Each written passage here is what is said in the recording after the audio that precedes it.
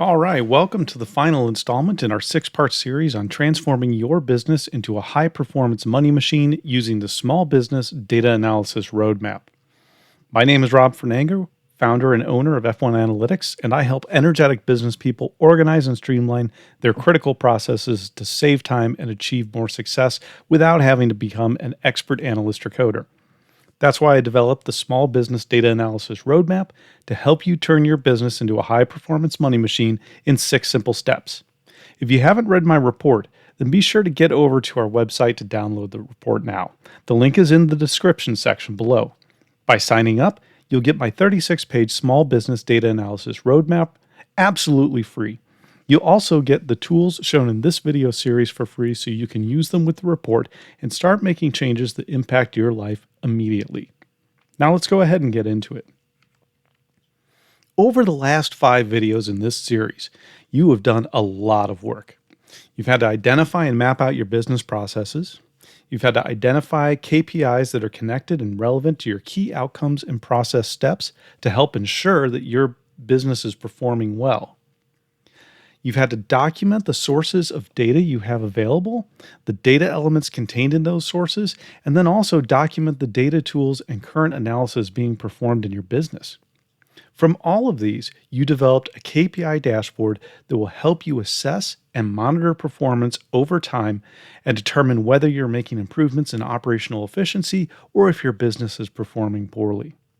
Today, I want to discuss an approach to targeting your process improvement efforts in the following ways. We want to be able to identify processes that should be targeted, determine strategies to implement for those process improvements, and determine how long to allow a process improvement effort to go on before ending or updating it and trying a new strategy. Then we also want to know how to adjust when necessary.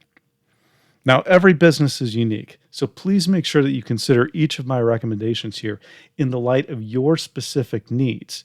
This isn't meant to be an all-encompassing roadmap and that you have to do every single one of these steps to be successful. You can pick and choose as you see fit for your business, but keep in mind there are different ways of approaching these strategies, and there are different ways of implementing them and making decisions about how to move forward. The key is to try to keep making progress, adapting when things don't seem to be working well, and then moving forward and working on the next step in the process to figure out how to make improvements. So let's start with which processes to target. Of all the business processes you identified, you'll need to determine which processes to target for quality improvement. And you don't want to try to improve everything all at once unless you have help in the form of money, manpower, and time, because trying to fix everything often results in nothing being fixed, or at least nothing being fixed well. Instead, focus on a smaller number of processes you feel comfortable tackling.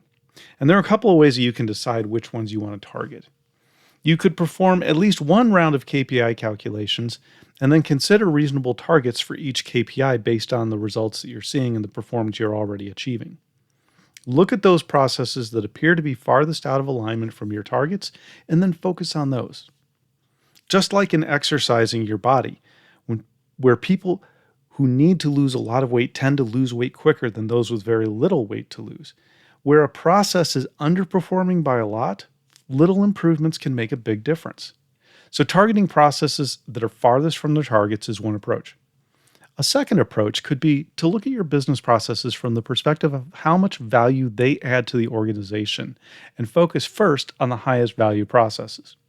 For example, some business people argue that marketing and sales are the most valuable processes because when these processes are good, a business can survive even if they don't have the best product or service. In contrast, if your business has a relatively expensive product or service and customers with a low tolerance for issues, then your production or service processes are very valuable because you don't have time or money to waste in correcting any mistakes. You may want to focus on these processes instead. A third approach is to choose the processes that cost you the most in terms of time, money, and then focus on improving these. Saving these two critical resources is the overarching goal of your efforts anyway, so letting those goals help focus your attention can be a great approach. If you're going to do this, you might consider targeting processes where the improvements are relatively easy to make and can be done quickly. This can help you build traction and recoup time and money to help tackle the processes where bigger efforts are needed. A final approach you might consider is working from the end of your sales process backwards toward the beginning of your business process. By starting with the end of the system and working backwards, you can optimize each stage so that when the upstream processes become more efficient, the downstream processes will be ready to handle the increased volume of work. This may be particularly important in businesses where there are a lot of customer touchpoints that need to be completed as smoothly as possible.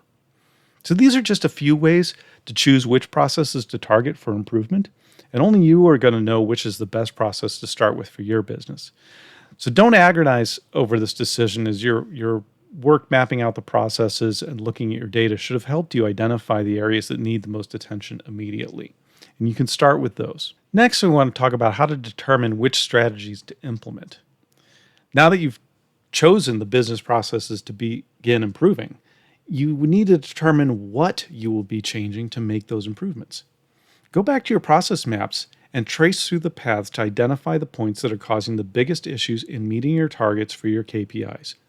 Talk to your staff and your customers if it makes sense to get input from them about their perceptions of what's working and what isn't. Once you've identified a sticking point in the process, examine ways to eliminate the issue, or at the very least, reduce the amount of delay or friction it's causing. Improvements could include implementing a technological solution for a task that's repeated often and does not need a complex level of human attention to complete. For example, implementing a point of sale system, setting up a CRM system to collect, organize, and track data on your potential clients, setting up an automated booking system or email processes to help coordinate communications with clients. These are all examples of ways that you could implement a technological solution. You could develop and document clearer processes for yourself and your staff to follow as well. You want to make sure that complex processes are documented in ways that will pass the other owner test so that everyone understands what needs to happen when trying to execute those processes. You could try improving training for your staff to ensure that they're complying with all the required processes and performing at an optimal level. Revisit the steps in your actual processes. Go back to your process maps and determine if all of those steps are necessary or if there are any steps that can be removed to save time or money without sacrificing the overall quality, customer satisfaction, and employee engagement in the process. Finally, you might consider identifying missing or inadequate tools or resources that would improve the outcomes of the process. These can be additional equipment, additional staffing, different materials, or some sort of administrative activity that could be going on to help make things smoother for everyone else. Regardless of the strategy that you think will best improve the process, consider the cost to implement the strategy and determine whether you believe the benefit of making that improvement outweighs the cost. For example, a startup t-shirt company could definitely improve their efficiency by purchasing the biggest, fastest throughput silk screening machine on the market. But chances are, they don't need that much capacity yet, and the costs could severely hurt their business. So don't overextend your capital by purchasing solutions where the costs outweigh the benefits. Whatever strategy you want to pursue, consider turning the strategy into a SMART goal. And by SMART goal, I'm referring to the acronym SMART. When you're creating goals for your strategies and you're trying to determine how you're going to approach making these updates in your business processes, you want each strategy to have a goal, not just to improve your business process, but specific characteristics of those goals. You want the goals to be specific. So what exactly are you going to do with this strategy? You want them to be measurable. How will you know if you are exceeding? Now, in some ways, that's what we've done with the KPI dashboard. You'll expect to see improvements in the KPIs that are tracking the specific processes and outcomes you're trying to change. You want these to be achievable. So how will you implement the strategy to achieve that goal? And you don't want to set goals that are so far beyond your reach that you won't ever be able to achieve them. Some people might say, well, my goal is to have a 100% conversion rate in my sales funnel. That's probably never going to happen. So it's an unachievable goal. Instead, you need to set something that's going to be more realistic and achievable for you to reach. You also want your goals to be relevant. Does that goal and strategy connect with the overall objective that you're trying to achieve? Finally, You want to make sure that your strategy is timely. When are you expecting to achieve this goal by? And we talked about this in the last session. You'll have to think about how long it will take to implement the changes that are required and then understand what that time frame is going to look like. Turning your strategy into a SMART goal will help you make sure that the process and the approach is aligned with your overarching goals and business processes. Next, we want to talk about how to determine how long to let a process improvement effort go before we end up either ending the intervention or updating it. It may not always be clear how long it will take to see results from a process intervention. You could review the implementation strategy, and as part of developing your SMART goals, consider how long each part of the strategy will take. Again, be honest with yourself and give you and your team the time to execute the strategy well. Often, this means taking your initial guess at the time frame and then increasing it substantially. For me, I usually start by doubling my estimate, and then I think about whether I need to reduce that to somewhere between my first guess and twice that initial guess. That's how I tend to approach it myself, and so you can think about how an approach that would work for you. Over time, you will get better at making those guesses about how long it will take. If the process improvements include any amount of training or practice, then this time frame could be longer than expected because there may be ramp up time even beyond the training period to start seeing those results. So once you determine how long it will take to implement the process improvement strategy, think about your data collection systems too. How long will it take for data to start reflecting the changes you've made? Typically, the results won't show up in the data until after all the process changes have been implemented and you've had time for the data to be updated once more.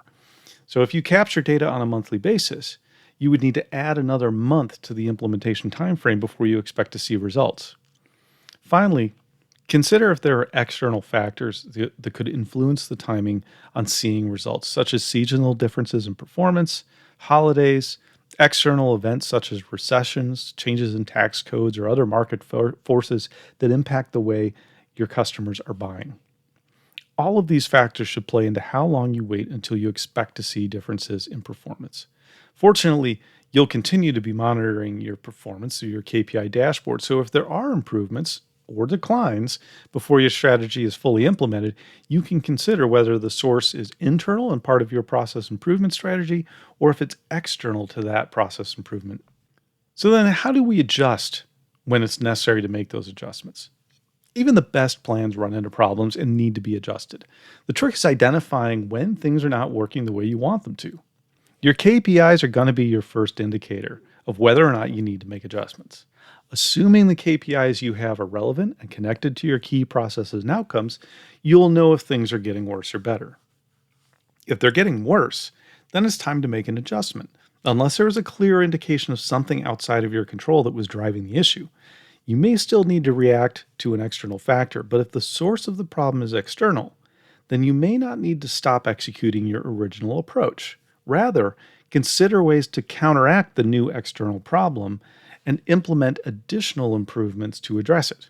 If things are staying the same, even though you finished executing your process improvement intervention, and there do not appear to be any external factors, then talk to your staff, talk to your clients as appropriate to determine why things might not be changing. Also, be sure to take a closer look at your KPIs and data to see if there might be signals about why improvements are not occurring. Then make an adjustment or develop a new strategy altogether. Finally, if your processes are improving but not becoming as efficient as expected or as quickly as expected, take another look at your targets and consider whether they're realistic to begin with. Go back to your research about realistic and feasible targets. Also, assuming that your targets are reasonable, consider what other aspects of the process could be improved, as it may require taking multiple changes to optimize your efficiency. Once you've succeeded in making improvements in one or two business processes, continue this process over and over again to keep making things better. This process is called continuous quality improvement, and it's how the highest performance companies are able to do so much so fast. Now, I'm not saying that you'll transform overnight into a Google or a Microsoft, but by continuously focusing on making performance improvements, you will eventually get to a place where your operations run smoothly and issues are easily identified and corrected. The key is to continue asking questions. Questions like, what can be improved? Did this improvement strategy work? Why did this change happen? And what should I do next? By asking these questions over and over again and repeating the process outlined in the small business data analysis roadmap, you'll make the incremental changes needed to take your business to the next level and beyond. Now remember, it's a marathon, not a sprint. While the 6 steps in the small business data analysis roadmap are relatively simple, they still require a significant amount of work to complete. But this is work that is well worth it. If you have a good product or service that your target market values, then this process will help supercharge your business into that high performance money making machine that makes your life easier. You'll be able to increase efficiency, increase profitability, reduce headaches, and increase team satisfaction. And perhaps most importantly, you're going to add more time to your schedule to be able to pursue what you love because things are running smoothly and you're not constantly having to go put out fires. So, we've reached now the end of our small business data analysis roadmap series. And you've come a long way in developing your skills to improve your business. And I sincerely hope that you continue to find great success using this process and these tools well into the future. If you have any questions about the tools, please send an email to community@f1analytics.com and we'll provide a response, typically within 24 hours. If you like the tools provided in this series, head over to our website at www.f1analytics.com and check out the other productivity and analytic tools that we offer. If you don't find what you're looking for there, send us an email at community@f1analytics.com and let us know what you'd like to see. Remember, if you also haven't read the 6 steps to turn your business into a high-performance money machine, then be sure to click the link in the description section below to get my 36-page small business data analysis roadmap and all of the tools shown in this video series absolutely free so you can get started immediately. Thank you so much again for watching, and I wish all of you the greatest in success with your business. See you next time.